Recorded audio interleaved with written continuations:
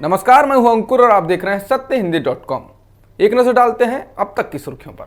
WhatsApp ने सरकार के नए डिजिटल नियमों को लेकर सरकार पर मुकदमा किया है। दिल्ली हाईकोर्ट में मंगलवार को दायर याचिका में इसने कहा है इन नियमों से यूजर की गोपनीयता की सुरक्षा भंग होगी। व्हाट्सएप ने अदालत से कहा कि नए कानूनों में से एक का प्रावधान गैर संवैधानिक है। नए डिजिटल नियम के तहत ये पूछे जाने पर सोशल मीडिया कंपनियों को बताना होगा कि किसी पोस्ट को सबसे पहले किसने किया, यानी मैसेज को ट्रेस करना होगा। न्यूज एजेंसी रॉयटर्स ने यह खबर दी है। व्हाट्सएप ने एक बयान में कहा है कि मैसेजिंग ऐप्स द्वारा चैट को ट्रेस करने के लिए हमसे कहना व्हाट्सएप पर भेजे गए हर एक संदेश का फिंगरप्रिंट रखने के लिए कहने के बराबर है। ये एंड टू एंड एन्क्रिप्शन को भंग कर देगा और मौलिक रूप से लोगों के निजता के अधिकार को कम कर देगा। व्हाट्सएप के भारत में करीब 40 करोड़ यूजर हैं। कोई भी फैसला इतने करोड़ यूजरों को प्रभावित करेगा। पतंजलि से अपना व्यापार आगे बढ़ाने वाले बाबा रामदेव को डॉक्टरों की संस्था इंडियन मेडिकल एसोसिएशन यानी IMA बख्शने के मूड में नहीं है। अब IMA उत्तराखंड ने बाबा रामदेव को 1000 करोड़ रुपए का मानहानि नोटिस भेजा है। नोटिस में बाबा रामदेव से विवादित बयान पर सफाई देने का वीडियो जारी करने और IMA से 15 दिन के भीतर लिखित माफी मांगने को कहा गया है। ऐसा नहीं करने पर 1000 करोड़ रुपए का मानहानि केस किया जाएगा। IMA उत्तराखंड ने यह भी कहा है कि रामदेव अपनी दवाएं बेचने के लिए लगातार झूठ बोल रहे हैं। भारत में पिछले एक दिन में 2,08,000 से अधिक कोरोना संक्रमण के मामले दर्ज किए गए हैं और 4,157 लोगों की मौत हुई है। इसके साथ ही देश में कुल संक्रमण के मामलों का आंकड़ा 2,71,57,000 से अधिक हो गया है और मृतकों की संख्या भी 3,11,000 से अधिक हो चुकी है। फिलहाल सक्रिय मामले 24,95,000 से अधिक हैं।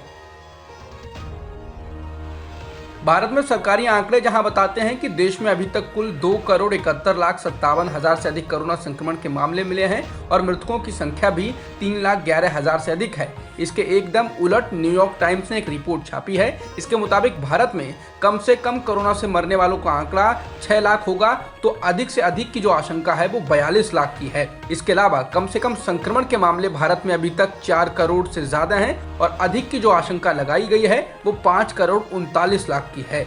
न्यूयॉर्क टाइम्स की इस रिपोर्ट में भारत में कोरोना संक्रमितों और मौतों के वास्तविक आंकड़ों का अनुमान लगाने के लिए भारत में कराए गए 3 देशव्यापी एंटीबॉडी टेस्ट के नतीजों का इस्तेमाल किया गया, यानी कि सीरो सर्वे का। कोरोना की दूसरी लहर ने 577 बच्चों को अनाथ कर दिया है। महिला एवं बाल विकास मंत्रालय ने मंगलवार को यह जानकारी दी। वरिष्ठ अधिकारियों के अनुसार जब सोशल मीडिया पर कोरोना की वजह से अनाथ हुए बच्चों को गोद लेने के संदेशों की बाढ़ आई तो मंत्रालय ने अनाथ हुए बच्चों के मामलों की जांच शुरू की। एक अधिकारी के मुताबिक हम सभी राज्यों के संपर्क में हैं और उनसे अपने जिलों से कोविड के कारण अनाथ हुए बच्चों की पहचान करने के लिए कहा गया है। कृषि कानूनों के खिलाफ हुंकार भरने वाले किसानों के आंदोलन को 26 मई यानी आज 6 महीने का वक्त पूरा हो गया है। इस दिन को किसान काला दिन के रूप में मना रहे हैं। किसानों ने दिल्ली हरियाणा के बॉर्डर सहित पंजाब हरियाणा में कई जगहों पर काले झंडे लगाए हैं। किसानों के आंदोलन को समर्थन दे रहे लोगों ने भी अपने घरों, दुकानों, वाहनों पर काले झंडे लगाकर केंद्र सरकार के खिलाफ अपनी सख्त नाराजगी का इजहार किया है। इसके अलावा पश्चिमी उत्तर प्रदेश में भी कई जगहों पर किसान विरोध कर रहे हैं। किसान नेताओं ने कहा है कि वो मोदी सरकार का पुतला भी जलाएंगे। महामारी के संकट के बीच खाद्य तेल की कीमतों ने पिछले 1 दशक के रिकॉर्ड को पीछे छोड़ दिया है। आधिकारिक आंकड़ों के मुताबिक पैक्ड खाद्य तेल जैसे मूंगफली, सरसों, वनस्पति, सोया, सूरजमुखी और पाम ऑयल की मासिक औसत खुदरा कीमतें इस महीने 1 दशक में अपने उच्चतम स्तर पर पहुंच गई हैं। मंगलवार को मिले आंकड़ों के अनुसार सरसों के पैक्ड तेल का मासिक औसत खुदरा मूल्य इस साल मई में अब तक के 164.44 प्रति किलोग्राम पर पहुंचा है, जो पिछले साल मई की तुलना में 39% अधिक है। पिछले साल मई में यह कीमत 118 रुपए से कुछ अधिक थी, जबकि इसी साल अप्रैल में इस तेल की कीमत 155.39 प्रति किलो थी। बता दें मई 2010 में यह तेल सबसे सस्ता था जब यह आंकड़ा 63 रुपए प्रति किलोग्राम था। इसके अलावा भारतीय घरों में व्यापक रूप से इस्तेमाल होने वाले पाम ऑयल की कीमत इस माह पिछले 11 वर्षों में सबसे अधिक हो गई है। मई में इस तेल का मासिक औसत खुदरा मूल्य 131.69 हो गया है। इन कीमतों को देखते हुए ही सोमवार को खाद्य और सार्वजनिक वितरण विभाग ने सभी स्टेक होल्डर्स के साथ बैठक की और राज्यों और व्यवसायों से खाद्य तेलों की कीमतों को कम करने के लिए हर संभव कदम उठाए। उत्तर प्रदेश में बीजेपी के चर्चित विधायक नंद किशोर गुर्जर अपनी ही सरकार के एक अफसर के खिलाफ इलाहाबाद हाई कोर्ट पहुंच गए हैं। विधायक ने कोर्ट में दायर याचिका में आरोप लगाया है कि एडीएम सिटी ने भ्रष्टाचार करके लोनी और गाजियाबाद के हिस्से की ऑक्सीजन की कालाबाजारी कर अन्य जगह खपा दिया और ऐसा करके जनता की नजर में योगी सरकार की छवि खराब की है। विधायक ने कहा कि उन्होंने इस बात के सबूत भी दिए हैं कि ऑक्सीजन को किस तरह दूसरी जगह खपाया गया।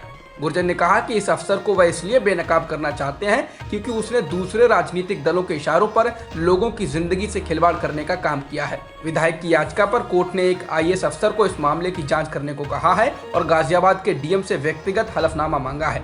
मामले की अगली सुनवाई 7 जून को होगी। यूपी की राजधानी लखनऊ के सीवेज के पानी में कोरोना वायरस की पुष्टि हुई है, जिसके बाद एक नई चिंता बढ़ गई है। बता दें, पानी में कोरोना वायरस को लेकर पड़ताल की जा रही है और Indian council of medical research यानी आईसीएमआर व विश्व स्वास्थ्य संगठन यानी WHO देश के कई शहरों में ऐसे सैंपलों की जांच करा रहे हैं। इसके लिए सीवेज के पानी का सैंपल लेना तय किया गया है। पीजीआई लखनऊ की माइक्रोबायोलॉजी विभागाध्यक्ष उज्ज्वला घोषाल का कहना है कि लखनऊ में 3 जगहों से पानी के सैंपल लिए गए, जिसमें से एक सैंपल में वायरस की पुष्टि हुई। उनका कहना है कि मुंबई में भी पानी में वायरस पाए जाने की सूचना है। बाकी शहरों का अध्ययन अभी जारी है। बता दें, यूपी में अभी हाल ही में नदियों में बहती लाशें पाई गई हैं, जिसके कारण चिंता और बढ़ गई है। चक्रवाती तूफान यास ने दस्तक दे दी है। उत्तरी ओडिशा और तटीय ओडिशा में आज भारी बारिश होने की आशंका है। इसके अलावा बंगाल में भी भारी बारिश होने की आशंका जताई गई है। चक्रवात यास के कारण पूर्वी मिदनापुर जिले के हल्दिया बंदरगाह में पानी घुस चुका है। वहीं इस तूफान के कारण पैदा होने वाले हालात से निपटने के लिए पश्चिम बंगाल के 10 जिलों में सेना उतार दी गई है। दूसरी ओर कोलकाता के नेताजी सुभाष चंद्र बोस अंतर्राष्ट्रीय एयरपोर्ट पर सुबह से ही करीब 12 घंटे तक विमानों की आवाजाही पर रोक लगा दी गई है। बंगाल की मुख्यमंत्री ममता बनर्जी मंगलवार से ही राज्य सचिवालय में बने कंट्रोल रूम में बनी हुई हैं। उन्होंने लोगों से अपील की है कि वो घरों से बाहर ना निकलें।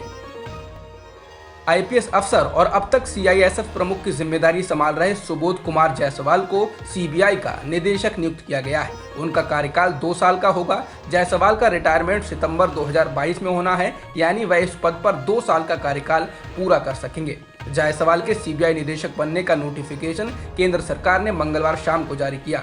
जायसवाल महाराष्ट्र कैडर के 1985 बैच के अफसर हैं। जायसवाल मुंबई पुलिस के कमिश्नर के अलावा महाराष्ट्र पुलिस के प्रमुख भी रहे हैं। जायसवाल ने सीबीआई में काम नहीं किया है, हालांकि वह आईबी और रॉ में काम कर चुके हैं। अब तक की खबरों में इतना ही। बाकी खबरों के लिए बने रहिए सत्यहिंदी.com के साथ। सत्य हिंदी का ऐप डाउनलोड करें गूगल प्ले स्टोर पर।